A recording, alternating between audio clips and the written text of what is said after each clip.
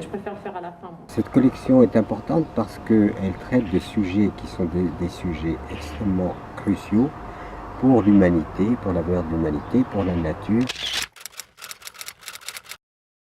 On prend une problématique, par exemple, celle de la faim dans le monde. Beaucoup de gens disent la faim dans le monde, c'est dû au fait que nous sommes nombreux, etc. C'est pas vrai. Le citoyen aujourd'hui est une avalanche de données de toutes sortes et les éléments les plus précieux sont noyés dans cette avalanche. Nous sommes tous dans une espèce de révolte par rapport au monde tel qu'il a été organisé, ordonné par une humanité immature et inintelligente. Il y a une introduction générale qui est réalisée par Pierre Rabhi qui donne un aspect plus poétique, analytique de la thématique.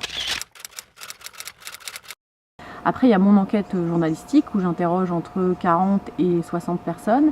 Et enfin, il y a de nouveau une conclusion finale, un entretien assez large de Pierre Rabhi sur les éléments qu'on a trouvés pendant l'enquête. J'essaye au maximum de rencontrer les personnes que j'interroge pour vraiment avoir un entretien assez poussé. Ce ne sont pas forcément des gens qui sont d'accord avec Pierre Rabhi. On a interviewé Monsanto pour le carnet d'alerte sur les semences.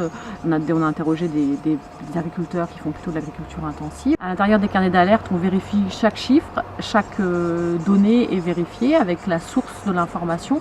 On peut dire en fait que les carnets d'alerte, c'est aussi une autre façon d'informer. Moi, je suis journaliste, j'ai travaillé dans les grands médias et j'ai voulu, avec Pierre Rabhi, créer cette collection carnet d'alerte aussi pour informer autrement. Souvent, quand on est journaliste, on angle un sujet, c'est-à-dire qu'on choisit qu'une partie du sujet. Et là, les carnets d'alerte, c'est essayer de voir un sujet dans sa globalité pour qu'on le comprenne. Donc, on n'est pas exhaustif dans la collection carnet d'alerte, mais on essaye d'avoir une vision globale d'un sujet. Par exemple, sur la faim dans le monde, c'est les mécanismes de la faim dans le monde et est-ce qu'on peut nourrir la planète avec l'agroécologie. Sur les semences, c'est aussi avec les OGM, les nouveaux OGM. Sur la finance, c'est de comprendre l'impact des excès de la finance de façon globale pour la société au quotidien. L'intérêt aussi de cette collection, c'est de mettre en avant des acteurs de la société civile dont on entend très peu parler, qui font souvent des travaux magnifiques, que ce soit associatifs, que ce soit des chercheurs. En France, on a beaucoup de chercheurs qui font des études magnifiques qui ne sont pas mis en avant. Il nous paraît très important de les mettre en avant. D'une façon générale, quoi que l'on fasse, jamais une société ne peut changer si l'être humain ne change pas.